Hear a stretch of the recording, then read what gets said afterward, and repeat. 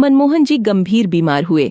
विदेश में रह रहे बेटा बहू अपनी व्यस्तताओं के कारण देखरेख हेतु आ न सके, तो वहीं से देखभाल के लिए नर्स का इंतजाम कर दिया। नर्स मोना 32 साल की सुशील, सभ्य और स्नेही महिला थीं। वह सुबह 7 बजे आती और शाम को 7 बजे चली जाती। बेहद विनम्र और जिंदा दिल महिला। पति कुछ साल पहले सड़क दुर्घटना में छोड़कर जा चुका था।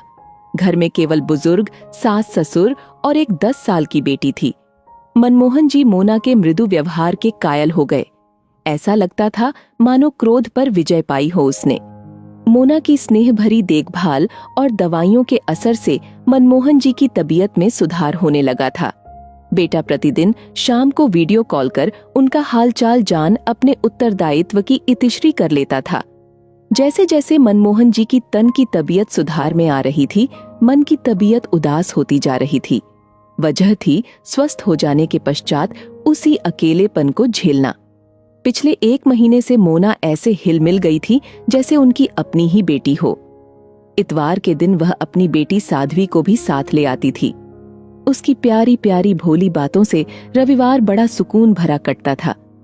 मनमोहन जी चाहते थे मोना यहीं रह जाए, लेकिन वह होममेड नहीं नर्स थी। उसके जाने के ख्याल भर से बुढ़ापे का अकेलापन उनकी बेचैनी बढ़ा देता। जब तक मोना घर में रहती, यह बड़ी सी इमारत घर लगने लगती। शाम को उसके जाने के बाद यही घर भुतहा बंगला बंडराने को दौड़ता। खैर, चाहने से क्या होता है। वह दिन भी आ गया जिस दिन मोना का उस घर में अंतिम दिन था। मनमोहन जी पूर्णतः स्वस्थ हो चुके थे। देखभाल के खर्च और मोना के कार्य का भुगतान उनका बेटा ऑनलाइन कर चुका था। सुबह से ही मनमोहन जी का दिल बड़ा भारी था। ऐसा महसूस हो रहा था जैसे अपनी बेटी को विदा कर रहे हों। इतवार था, सो साध्वी भी आई थी साथ। शनिवार को उसके लिए लाई ड्रेस, शू, खिलौने, मिठाई बड़े प्यार से उसे दुलार करते हुए थमाई। साध्वी यह सब लेने के लिए झिझकी और अपनी मम्मी की तरफ देखा। मम्मी की नजरों की अनुमति मिलते ही उसने सब उत्साह से लपक कर अपनी छोटी सी गोद में समेट लिया। उसे यूं चहकता देख मनमोहन जी बड़े खुश हुए। फिर मोना की ओर देखकर एक थैला उसके हाथों में भी थमा दिया। इसमें क्या है अंकल जी? मोना ने अपनी उसी चिर परिचित कोमल आवाज में पूछा। तुम्हारे लिए सूट, मनमोहन जी ने मुस्कुराते हुए कहा। लेकिन अंकल जी, इसकी क्या जरूरत थी? साध्वी के लिए कितना कुछ ले आए आप, और मैं अपने काम के पैसे भी ले चुकी। मोना ने प्रेम भरे शिकायती लहजे में कहा। जरूरत नहीं थी बेटा, यह तो बस एक बूढ़े पिता का अपनी बेटी के लिए स्नेह समझो तुम। कहते हुए मनमोहन जी ने आशीर्वाद भरा हाथ मोना के सिर पर फेरा। यह देखकर मोना की पलकें भारी हो आईं। सब सामान उठा, दोनों माँ बेटी जाने को तैयार हुईं, तो अचानक मोना ठहरी और मुड़कर मनमोहन जी को देखा। उनकी आंखों में आंसू थे। 5 मिनट दोनों तरफ बिछोह की पीड़ा रिसती रही। मोना मनमोहन जी के पास आई और उनके गले लग गई।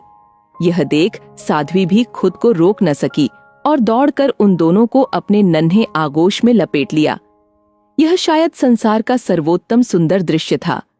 जब आंसू बहने से थक गए तो मोना ने अपने पर्स से अपना कार्ड निकाला और मनमोहन जी को देते हुए कहा, अंकल जी, बीमार वृद्धों की देखभाल करना मेरा जॉब है। किसी हॉस्पिटल में नौकरी करने की बजाय अमीर अकेले बुजुर्गों की देखभाल कर अधिक पैसे कमा लेती हूँ मैं। इस नौकरी से मुझे 2 फायदे हुए हैं।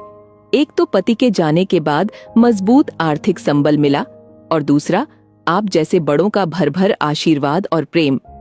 मेरे दामन में इतनी दुआएं हैं कि कभी कभी खुद पर नाज होने लगता है। जितने भी अकेले वृद्धों की मैंने देखभाल की है, उनसे पारिवारिक रिश्ते बन गए हैं।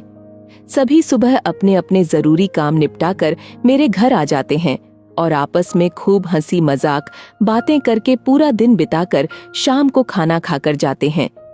इससे मेरे बुजुर्ग हो चुके सास ससुर को भी साथ मिल जाता है। सुबह मेरे ड्यूटी और साध्वी के स्कूल चले जाने के बाद वह भी अकेले रह जाते हैं। इस तरह सभी अकेले बुजुर्ग आपस में अपने सुख दुख बांटकर अपना परिवार बनाए हुए हैं। क्या आप भी इस परिवार का हिस्सा होना चाहेंगे? मनमोहन जी ने कार्ड हाथ में लिया और पुनः मोना को जी भर आशीर्वाद देते हुए कहा, तुम कितनी नेक दिल इंसान हो बेटी। तुम्हें जन्म देने वाले धन्य हैं, जिन्होंने सचमुच एक मनुष्य को जन्म दिया है। जरूर बनूंगा तुम्हारे परिवार का हिस्सा। जरूर। कहते कहते मनमोहन जी का गला रूंध आया। तुम्हारे नहीं, हमारे परिवार का हिस्सा बोलो। दद्दू और मम्मी तो रोजाना शाम को आती है, लेकिन मैं जल्दी आ जाती हूँ। अटेंडेंस मैं ही लेती हूँ सबकी। साध्वी की इस बाल सुलभ बात ने तीनों के चेहरे पर प्यारी सी मुस्कान ला दी और तीनों फिर से गले लग गए।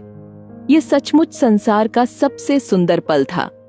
कुछ नेह से अधूरे लोग अपने स्नेह से एक दूसरे के जीवन में प्रेम खुशियों को भर रहे थे। ये सचमुच एक पूरा भरा पूरा परिवार था।